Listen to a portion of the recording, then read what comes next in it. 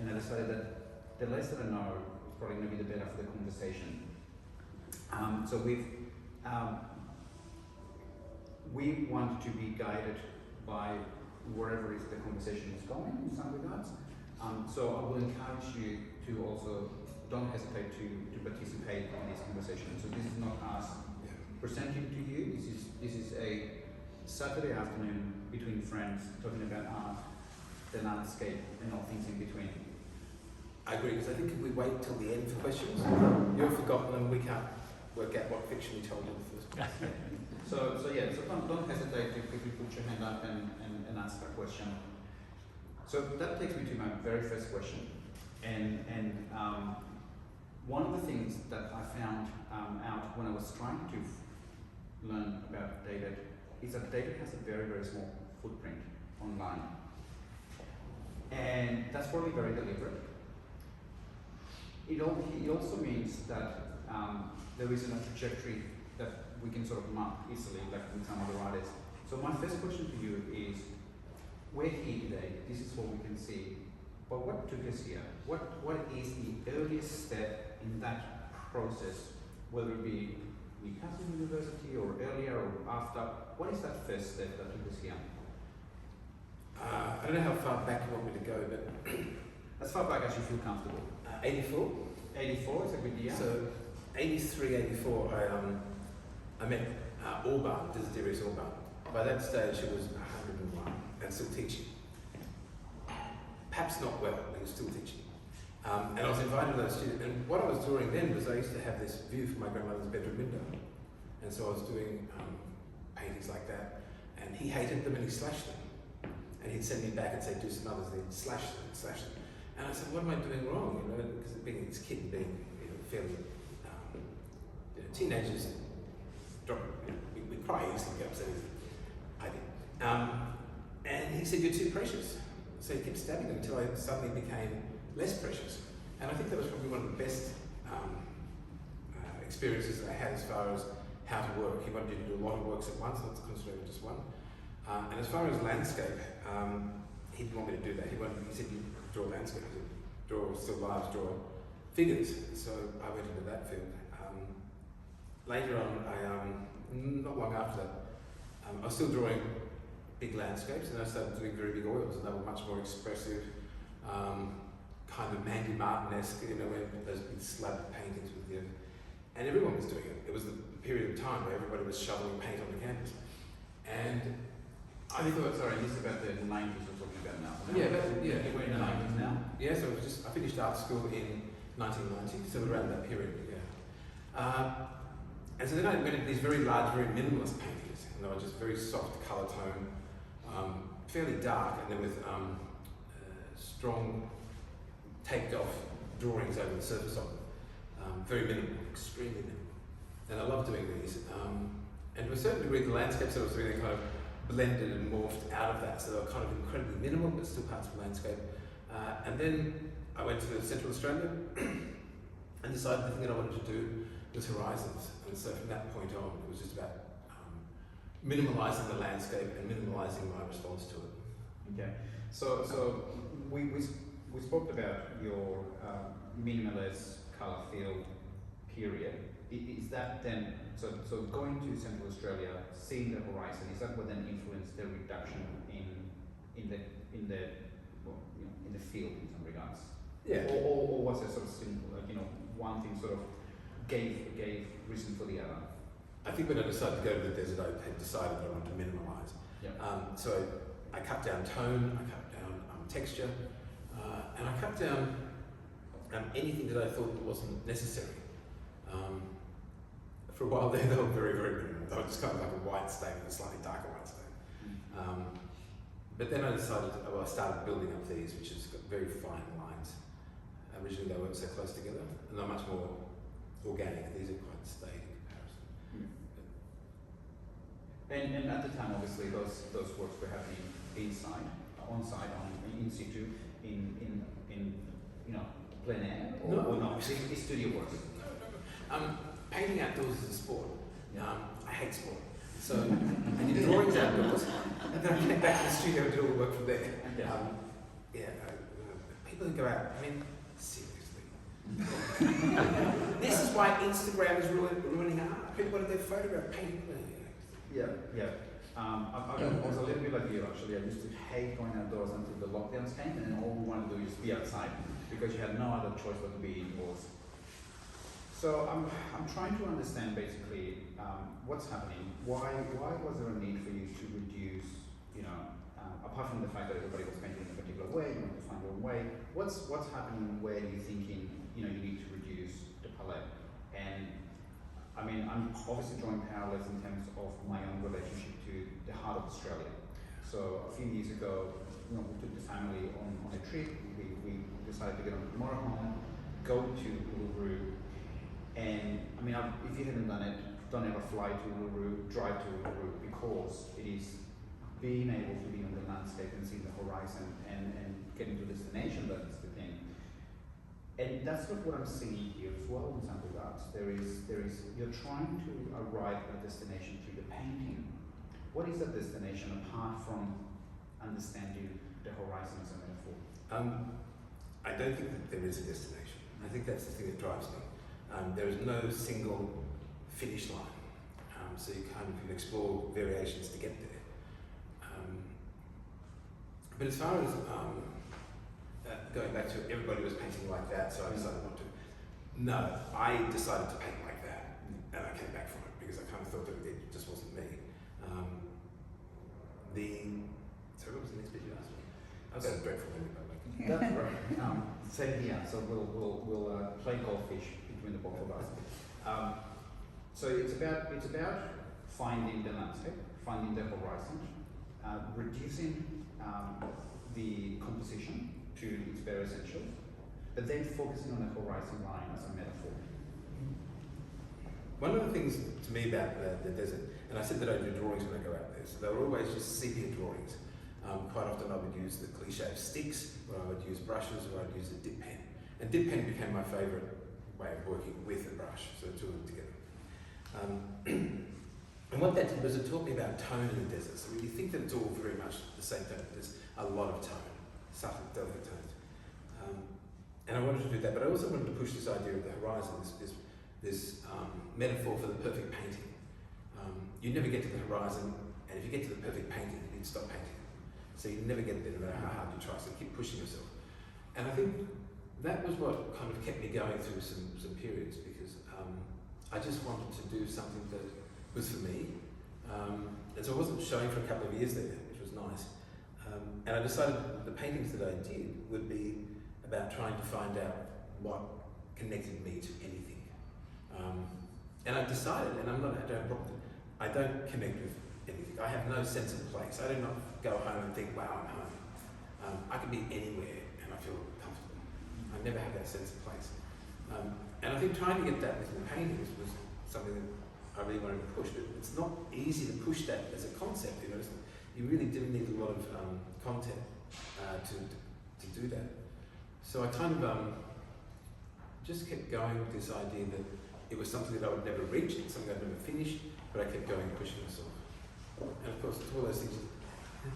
You would do those things. You would find yourself heading off, filling hundreds of drawing books with just endless amounts of drawings, where you're just trying to decipher the landscape and understand the landscape. And I never did. And this comes back to the point that we were talking about earlier about how, and also about my connection to place. I quite often say in my writing about my work is that I don't connect to it. I'm not connected to the Australian landscape. I interpret it, I paint it, I relate to its colour and its tone, but the actual place, the physical landscape, I don't understand or I don't connect to. And I've had talks with a few Indigenous artists over this, and they said it's because it's not your place. And I thought, it's right, it's like I'm still a visitor. I'm still somebody who's kind of like travelling in this landscape, looking at it. And once I found that out, or got that connection, it was easier then to push the notion of I don't need to connect to these things. I just need to connect to the tone, and the colour, and the form, not actual place. So Simon sometimes I get in trouble because he'll say field, and then 400 fields later he goes, can you change the title of it? And of course that's harping back to the kind of 1950s American colour field paintings, because pick up again on what you said about connecting to a landscape, because one of the things that I've quite often read when I'm reading any of the texts that's available on you is that you always say, I don't belong to the landscape. And for someone like me who wasn't born in this country, that feels like a natural thing to say. But then you were born in this country, but you still feel like you don't belong. And it is that sense of belonging within the landscape to which I think it's an important sort of thread that comes to the work. How do you unpack the idea of belonging and the instruction that you get from the place that you're in? I don't know. It's not something easy to answer. A lot of my research when I was at uni was looking at Australian landscape writers and their influence on painters. And in some cases, or one notable one, a painter's influence on a writer. And they're all constantly talking about connection and not connection, and about how disastrous it is when you try to put a white narrative on a landscape that's not traditionally. And it was hard. I think it was the thing, doing my PhD, I was lucky enough to, I found a car broken down the side of the road, middle of nowhere, and I stopped, and because the ladies in the car were sitting outside, and I thought so I stopped, I spoke to them, and I said, look, can I help you? And they said, yes, the car's broken down. So I said, where can I take you, and what can I do to help fix it? And they said, can you take us to Alice Springs? Well, that was 200 kilometres behind me. so everyone got the car, I went back to Alice Springs, and on the way, Kathleen Pettiari and Ada Bird found my drawing books in the back seat. And they started seeing the landscape, because they knew the landscape that I had drawn, which was pretty beautiful. And that, if anything, was probably the single thing that drove home to me that this is not my land. Just to take someone's drawing book and looking at this delicate drawing, and they knew where they were, knew what it was. And a lot of gigglings. There were some bad drawings in there which they really liked. But it was fun. And as a result of, and I digress from where you were asking, but as a result of that experience, they said, you must come to Utopia. And I said, it's a closed community. And they said, we're the elders. So I went to Utopia, and again, it just continually pushed that idea that I was just so out of it. Invited to initiation ceremonies, and just being there. It was so different to what we experienced. We kind of like sit in the car and wind down the window and take a photo. Or we own a piece of land which we put sheep on, which kind of like, causes issue with the environment. But here were people who were just living with it. They were just naturally part of that environment. And that was kind of like when I first started really deciding that I was not part of this landscape. And I still don't feel connected to it, even where I live at home. It's funny, it's a landscape that I don't understand and I don't feel connected to. And I think that's the last bit really interesting. I don't understand, because that's why I keep pushing it, why I keep painting it, to try and understand. So is that then where the element of abstraction comes into play? Because they're not landscapes in terms of figurative landscapes, they're landscapes in an emotional sense, in an abstraction way. They're very meditative works. I believe they do take a long time to produce themselves, which require you to be, at the very least, thinking about the view of the landscape for a very long period of time. But where does this abstraction come from? Painting before it. Yeah. And the painting before that. And so the original painting may not be abstract, but each time you do it or you work on it or think about it, it just pushes that abstraction further each time. And so what is it that you're seeking then in your next painting that you haven't achieved in that painting, that only abstraction could do that for you? I thought that I was a realist. And I'm not being funny, this is the tone and the format that I see. So to me, this is a realism thing. Abstraction is probably the blue ones, which are completely unnatural. But they're not, it's about flooded landscapes, so it's a different one.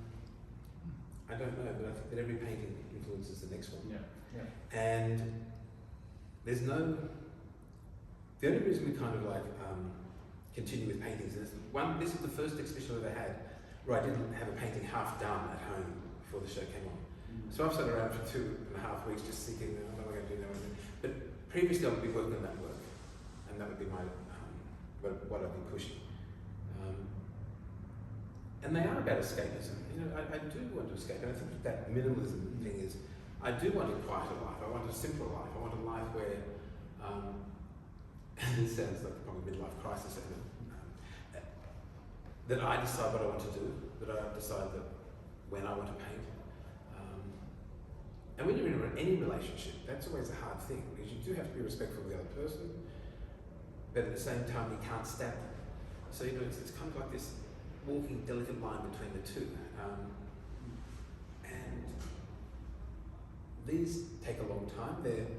This one here, each line is 40 minutes. And if you go up closely and have a look at it, you'll be able to see the incredibly fine mark making. I use a palette knife on its side, about an inch long, and just scrape down and paint it. And that's meditation. And I think the meditation is a huge, I mean, it's common knowledge. I'm a huge depressive. I've spent a whole life with very bad coping with depression. And these works allow me out of that, I think, because they allow me to spend time looking at tone, looking at colour, looking for, and you don't get stuck in your head as much. And I think that's, to me, is pretty good.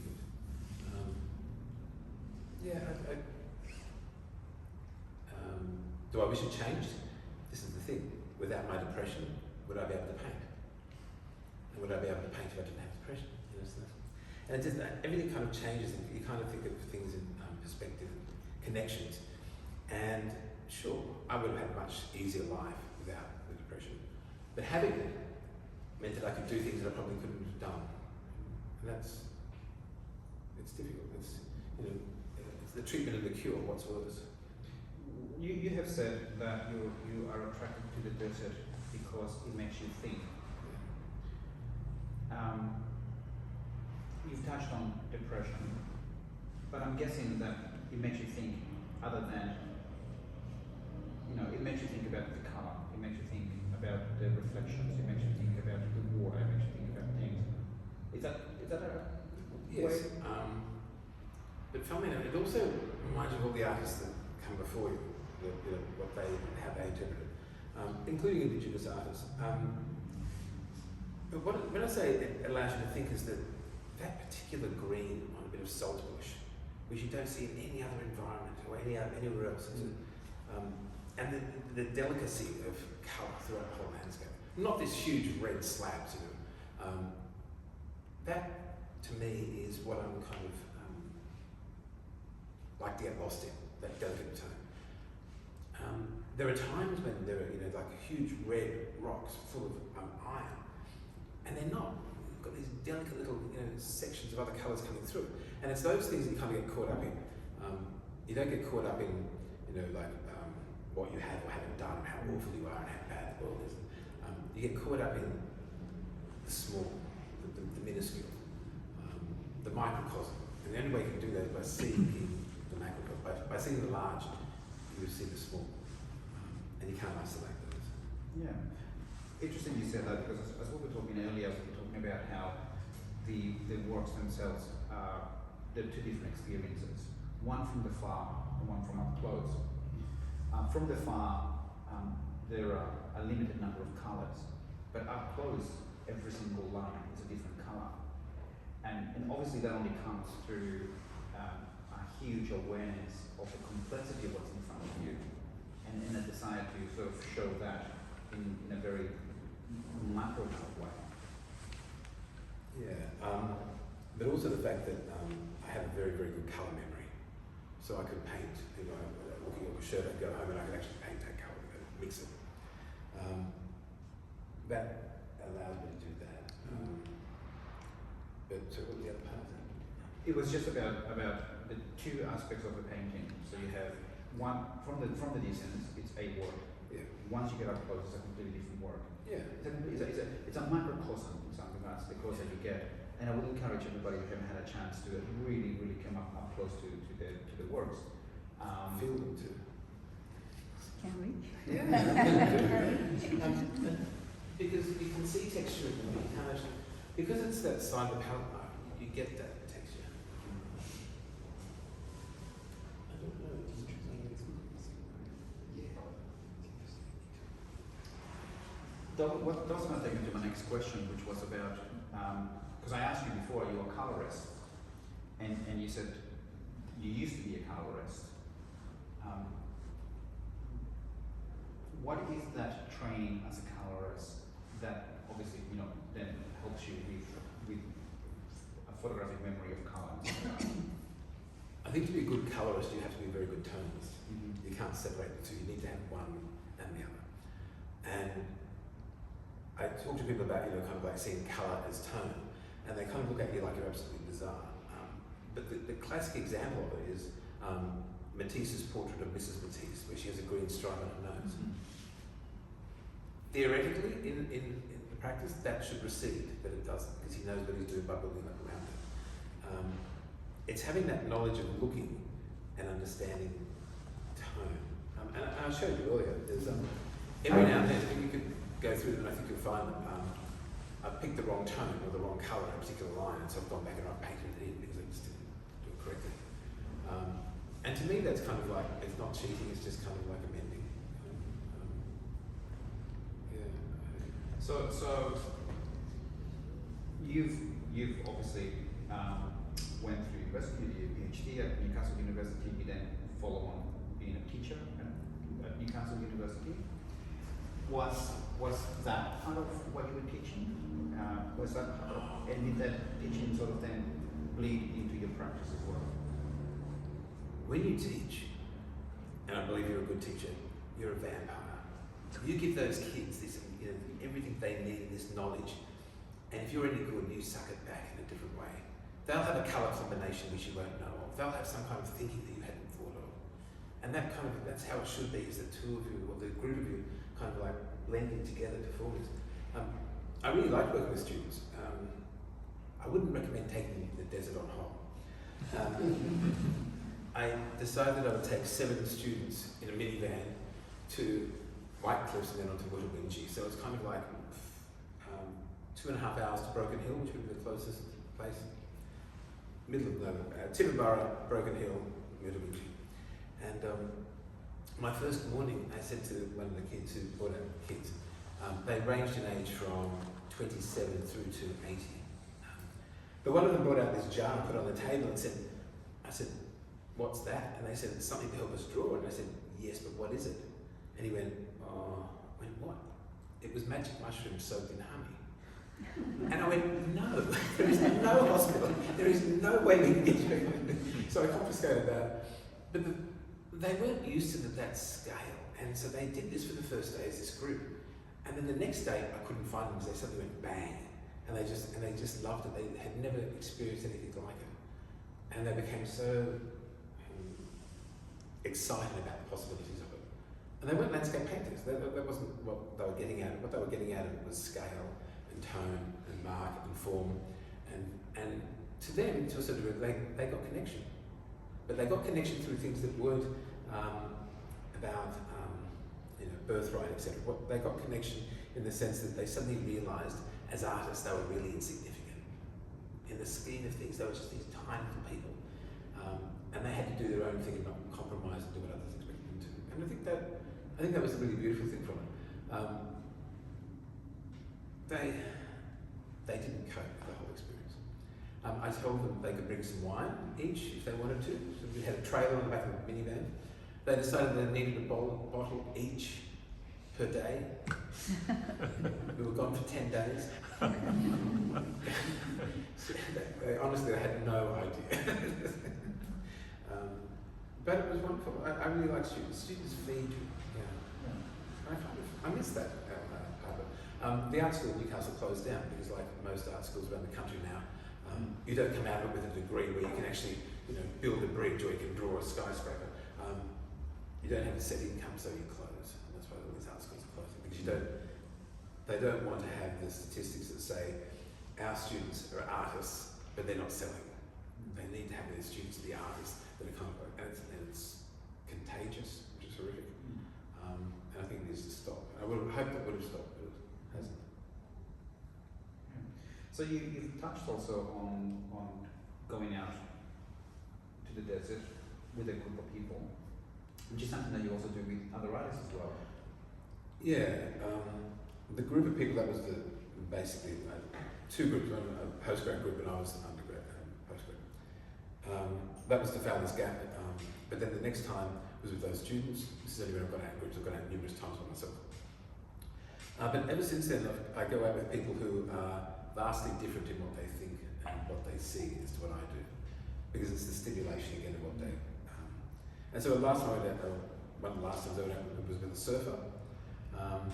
He was great to go travelling with because he was always stoned, which meant that he was always quiet doing his own thing over there. Sculptor who thought that this big gay man was absolutely hopeless, so go off and draw a day and I'd come back and he'd set my tent up and he'd kind of like cook dinner and had cheese platters. Because I'm not capable of doing any of those things. That's the fun.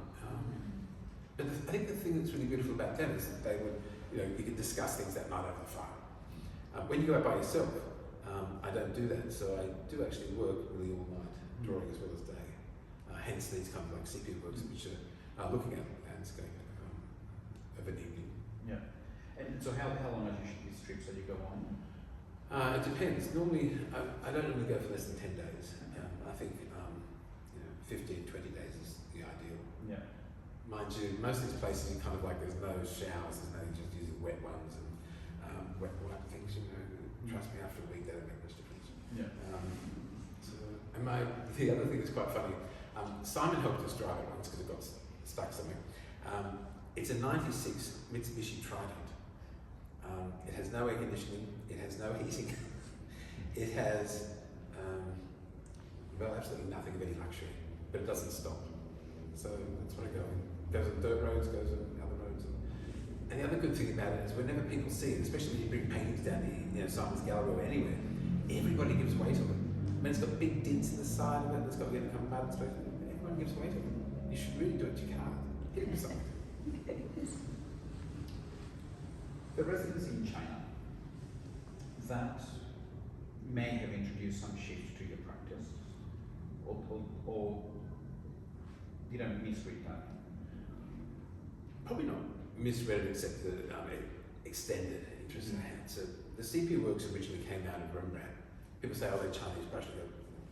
They came out of Rembrandt and his sepia drawings, which he was doing. And then I was always doing those, and then they kind of like they extended. And I started looking at Chinese artists. My Chinese is appalling, but an artist, Gorgi, is anyone? Yeah, who absolutely fascinated by him, just incredible. The amount of detail and tone, just atmosphere, incredible artist. And so kind of like was pushing out the idea of that landscape, but also that landscape through the Australian landscape through the eyes of Chinese brush. And then I kind of stopped myself to a certain degree because I did not want to become somebody who was doing Chinese brush when I'm not Chinese. So the way I got around that was I was doing the landscape that I knew, the landscapes that I loved, but doing them in China and looking at the relationship between China and Australia, Chinese people and Australian people. And some of you might have seen there's a very small chop in some of them that says one people, one horizon, which means the connectedness of four people. But the residency was a hoot. Cindy turned up for a while, and it was deliciously odd, wasn't it? It was, yes. It's a fascinating experience. There were moments of which were absolutely fantastic, but the really great thing was they supplied with a studio bigger than this, and then above that was you went up and there was like a bed. Downstairs there was a bathroom and a kitchen, so it was all within this one thing, inside this wonderful big building. And they supplied you with materials, so like raw materials, a wage, living allowance, travel bit. It was just incredibly generous. And I got work done. I did a lot of work. I think we both. You did a lot of work. Yes. It was the environment, wasn't it? Just such a pulse. This thing that's sort of about feeding off other people. This pulse. We just kept working the whole time. And it was really lovely. And this is the time when you started to introduce the squares into the landscape? No, the squares came into the landscape the minimalist stage back in the early 90s, late 80s. And I was looking at that thing which barred you from entering the landscape, that thing that you couldn't get around, was always there, this kind of like. And and so they came then, but then they did disappear for a while, and they later turned up. But they've always been looking at things that don't fit or don't sit in the landscape, that don't connect to the landscape. So the one down there is just a it's kind of like me. I mean, it sticks out. It's a dot. It's not a part of the landscape. And so it's always been a metaphor for different things. But it's also been that thing where it's a meditative symbol in the middle of painting. But you've introduced colour, like the red means something and the white means something and the black means something. You want to? Well, the red was always looking at Chinese art and the history of Chinese pictures. It's funny, but at school we didn't learn about Chinese art, which was much older art form than a lot of the stuff that was in Europe, especially when you look at the Renaissance. And it was only until later that I actually noticed and saw this stuff. So the red ones are actually kind of like acknowledging that art history. Black ones, of course, I discussed this with Ada Bird and Ronnie Bird, and I can't think of that guy's name. But these are all senior elders in Utopia. They said they were quite fine. That I used the black square to signify or depict Indigenous people. And the white square was me, because going back to that whole thing about an other white. No, it's me, because it doesn't connect. It looks odd, it looks stuck on, it looks artificial in that environment. And going back to what we were saying earlier, that's kind of how I feel. So those three things. Sometimes I work with an exhibition and I'll suddenly see the colour of the square and think, no, so I just repaint it the colour I want. So they're fairly fluid as to what they mean and where they are. Obviously the idea of the metaphor is quite a strong sort of sense within the works that you do. What metaphors are you looking at, Don? Mostly, with those things I think I've just discussed how they kind of fit in. The metaphor that I kind of always look at is the horizon and how it's unobtainable. No matter how hard you try, you never get there. So you're constantly pushing yourself, pushing to find that horizon and that thing. And also, I think that being an artist, traditionally, I mean, if you look back to like Homer, the artist's role is always quite an odd one. So I kind of see that it's an extension of that. The direction is of those symbols, etc. Are really personal, but I think they're personal to also to other people, and that's why a lot of them are just called untitled or something, because I don't want people to say, "Oh, is this?" I'd much prefer them to say, "Wow, look at that." When I've finished a work, I've finished with it. If people say to me, "What's this?" and I kind of annoy some people, say, "Oh, is this an elephant?" I go, "Yes." "Is this a dog?" "No." Yeah, everything they ask me, I just say yes. Because that's what they see. So why contradict them? Because I think that's the thing. Art should be a little bit interactive. But then I'm also the kind of person who thinks that a group of people meeting on a Wednesday night and knitting tea cozies is art. If there's thought and there's tone, it's art. It's the same with so many groups. I think we've got this thing where art's become very, very precious, and I think we need to put it back into something that's much more connects communities rather than isolates them. But if we separate the idea of art with the process of making something, I think you touched on the fact that the process of making the painting is really important to you. The contemplative aspect of you being in front of the canvas is really important to you. Yeah. So if we separate those two aspects of it, you're not making art in Sunday nights, you're making paintings for yourself, which you've identified as well. Yeah, which I think is art. Yeah. And I'm an isolationist. I do spend most of my time by myself working. I mean, I don't normally see that with other people. And that's kind of like, I don't know if that's a choice or that just happens, but that's, but I need to be in the studio. I need to be in the space. I have this dreadful fear that one day you'll wake up and you're not an artist, but you've forgotten. So you should, every day you push yourself and you do it, so that you don't end up, I don't know what I'm doing, I don't know what I'm doing, I don't know why I'm doing it. And so I'm constantly justifying to myself all those things. But it would be awful to wake up one day and suddenly think, I've got nothing left to say. You know? And there are so many artists that have that. I'm not naming names, but there are. You know. Can I ask one question? Nothing else to say, but you said the horizon is not reachable and there's always there. So how can you fall into that?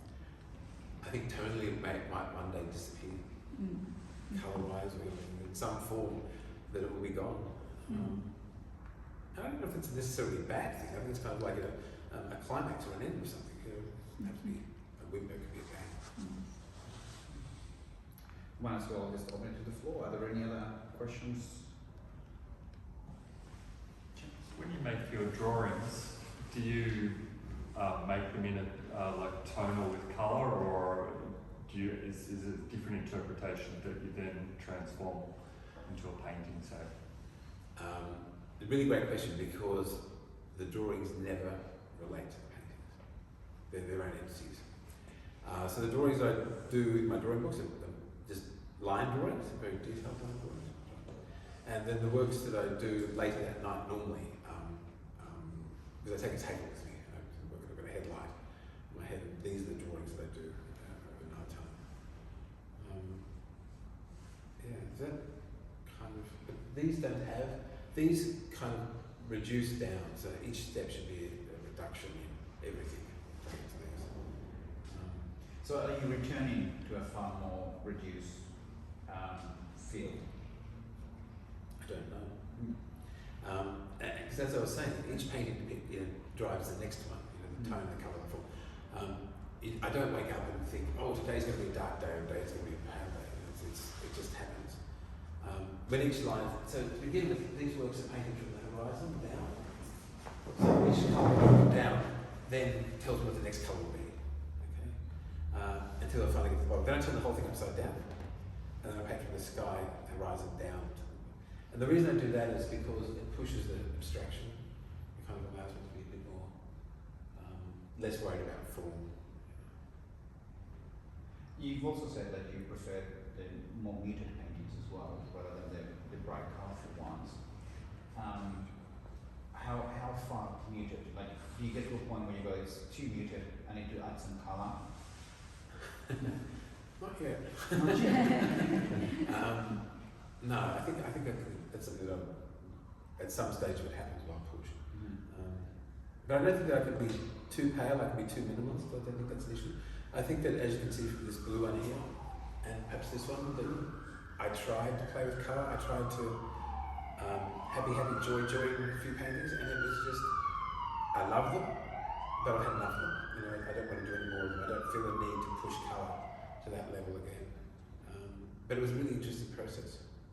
I enjoyed it. And the way that it kind of, so I was saying earlier, if you look at this one's actually on a beige coloured background. Okay, so you know bad painted Bunnings or bad painted Mitre 10, which have mixed up the wrong colour? That's really, really good paint, because it's actually far better than acrylics. And I picked one of those, I like the colour, and I paint the bottom of those underneath it. So this one's blue, this one's got that beige, this over here's got a very dark caramel on the bottom. And I picked a different colour for the top. So to a certain degree, there's that kind of like tonal feel already happening. And then I build those up. But I'm not precious about that stage, as I said. What happens is normally what colours, working out of the medium. If I have a colour at home, I'm using that. So I've got, sometimes I mix them, but often. And I like the fact that somebody else has told me what something should be. It's like, this should be this colour because that's what I bought 2 litres of and it's horrible, I'm giving it back. That's how I work with those colours. And I like that thing that somebody else's accident becomes your joy. I might just quickly throw it to the floor. Do we have any? Burn? I was fascinated by your description of painting from the horizon line down and turning upside down again. When you start with a blank canvas, though, what's the first thing you do? Horizon line, sunshine? It's a good question. That's probably the hardest thing that I have to choose, because the weight. Yeah. This one, the land is heavier, so it needed to be smaller, but the sky was. So I am thinking about those things. But that's the first thing, we're trying to work out where that one line goes. And it does change. Like this one over here, by dropping that horizon right down, it changes the whole feeling of the painting. I like that painting because I think the blues and so forth on the bottom are a good connection to the top, and it kind of bounces. And I think the same as this one. And considering that every line is a different colour, trying to get that whole tonal format kind of pushing. Is there a particular time of the day that you look for in terms of the light quality that influences the painting? It's an exact extension of that. You very rarely see, well, to me, a high horizon late in the day. To me, it's sorry. You see a high horizon late in the day when you're kind of looking at that painting. Whereas this one, is it morning or is it evening? I think it's got that sense, sunrise and evening. Sometimes. I think we have a question. I just wanted to ask you mentioned writers that you've read that influenced, where they were influenced by the landscape. Is there any particular writer that you found particularly stimulating to read? Greatest novel in Australian history. I should have guessed. It's stupid for them not to guess that. No, it is. Patrick White is a huge influence in my work. At times, yes, it's impenetrable, and you've got to spend a lot of time with it, but most of the time, he has the most delicious little phrases, or kind of 3 or 4 words within a sentence. And to a certain degree, I think of it like this, is that, that was the right colour, that was the right choice of words. The opening line of The Tree of Man is, "The old horse leant against the tree and took root." That's just such a beautiful line. And when Voss is suddenly, he's dying, his eyes have lost the way. Just these beautiful little phrases that just, and yeah, then there are others which are really nasty, pretty much. But Patrick White would be one of them. Thea Astley. You've got me at the moment. No, that's okay. So you, yes, sorry. The venues that you've been going to, the deserts, they are all very flat. If you, say, change the venue to, say, the Simpson Desert, where you have sandhills, do you think that would change the rhythm of the paintings? I've spent a fair bit of time in the Simpson Desert and going up. It changed the drawing dramatically, and it changed the colour. But as far as what I was doing, as far as this flatness, it didn't change. And funnily enough, Little Winchie, which I keep talking about where I go to, that's got big mountains on one side. The only way you get to see the flat is by climbing up to the mountain. But it's not the form that gets me with the paintings, it's more the tone. Horizon is very clear and sharp in your muted paintings and quite blurry, like Mirage and brighter ones. Is there any difference in your perception of while you're doing it, or how does that happen? To me, that would come down to a compositional thing when I was doing the work. Right. And sometimes paintings aren't about romanticism, and they are just about composition and practicality. And I think that's one of the things. And I also wanted to do. I found it hard to do the bright ones. So I wanted to push it, but I didn't want it to be too strong. It was hard. It's from when we were talking before, you were talking about how a lot of the colourful ones are flooded fields, and then so that the reflection of the sky, affects that. Where these ones are more the dry sort of sand. Obviously that's a conscious decision on your part to make them more colourful as well. Yeah. But I think it was also like a subconscious decision. I think in terms of what's going on, and and you need to have colour at a particular time. Yeah, we were talking about this earlier about reactions of colour as a result of mood, when you have this condition, it's not a mood that lasts a day or two. It's kind of like months. So you try and work through that. And quite often, you try it. And funnily enough, these are the joyous paintings, and they're the depressing paintings. And you don't. It's not a conscious decision between how things will work out, and quite often it's interesting because, like, you know, about a month into this, you look at your work and you think, whoa, wait there, something is happening here that doesn't normally happen. We need to look at this. But it's painting to mood is a beautiful thing, but it's also something that you try and force yourself into or out of. To go with it can be disastrous. I think there's also that line of Patrick White that says, an artist can never feel too much, but they pay a huge price for doing it. It's a beautiful line. Yeah. It's so true. So you mentioned earlier that there is nothing on your easel right now. What's going to happen for something to be there? What needs to happen? When I have a successful show, the first thing I go out and buy is 10 large canvases, and I've got 3 or 4 left, and I'll drag one out and I'll start. I'll find the horizon line, because everything revolves around the horizon, and it's a good place to get to. It's just I haven't got there yet. Yeah. And do you normally go through periods where you have nothing on the easel and that you need to either work towards having something on the easel or just wait for something to happen? I treat it as a job. I work from 11 till 6, and then I have dinner and walk the puppy, and then I work for 2 hours after, and that's every day.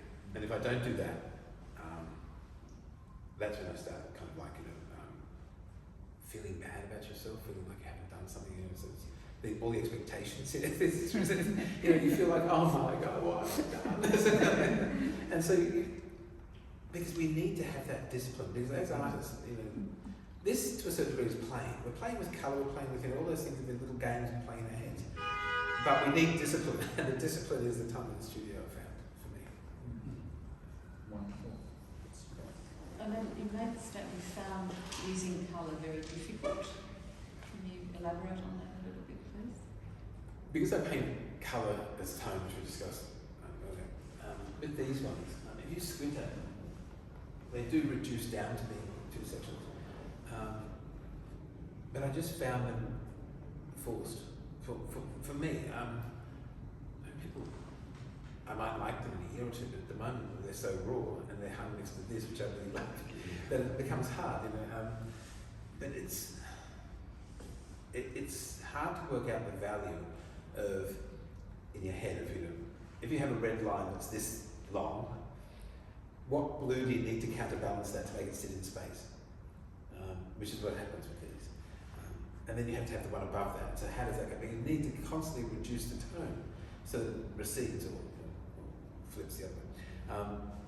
And you need to have that discipline. And it was just harder for me at that point to work that out. Whereas the one over here, which I think is suitably bright, does that without that struggle. So which one are you referring to, sir? The blue one. So that work was one of the ones that I did around that time that the big one went to China for the Biennale. And there's just something about them which was a little bit rawer. I'm going to tell some home truths. I do rule them up, which you probably tell from the amount of straightness they are. Whereas these ones I did, those 12 they were. Sorry,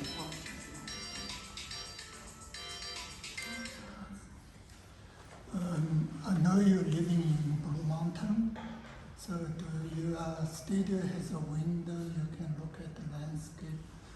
Every day you see the change of the colors. The other question is Aboriginal art. Some of them have a form of lines, intricate line working. Does that influence you, or just not just the Western optical art? I think it's difficult to be a landscape painter in Australia in the 21st century without being influenced to some degree by Indigenous art. I think, but to some degree, I'm not so saying. And so I think that is there. My studio looks over a beautiful big courtyard and the front yard and so forth. I've got double doors, which Andrew Tompkins, painter here, put in for me. But it's awful. I mean, I'm probably the worst possible person to talk about Blue Mountains. I mean, it's covered in trees. I mean, it's just like it's up with green. It's just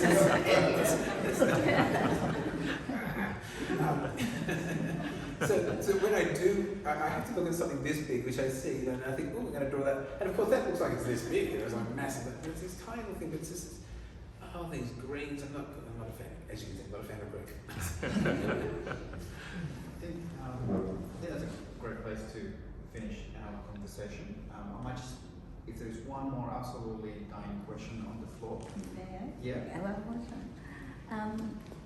I see in your drawings, sepia drawings, this minute vertical lines at equal distance.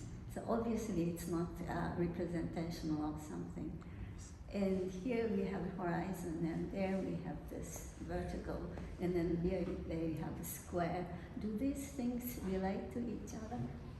They're related to each other more in the past. But if you, this one over here might be a better one to look at. The horizontal lines are vertical lines because that's what the palette knife mark makes. But they're also over there because it's that thing where you're looking at spin effects, you're looking at reeds, because quite often flooded. And you're also looking at fence posts which disappear on the horizon. Yeah. And because they do break perspectives, traditional perspectives, that's deliberate. That's a fun game to play. Because some of them you have this high in the distance and this small in the foreground, but it works as far as placing it distance. And you know, it is a lot of the time, like this when I was talking about the colour mixing, with those, you're playing chess. You're trying to work out, you know, if you do this here, then what do you have to do there to knock that in, so it's not isolated. So. Well, thank you, David. Thank you for so openly exposing yourself in some regards. I mean, obviously, it always gives you something more to look at the works, but I think the works don't need you to speak for them in some regards. The work are very loud, and they're also very, very quiet. It's what I like to think they're screaming silence in some regards. And it is that sort of quietness and loudness that actually is the energy within the works that I think we all enjoy. So thank you. Thank you.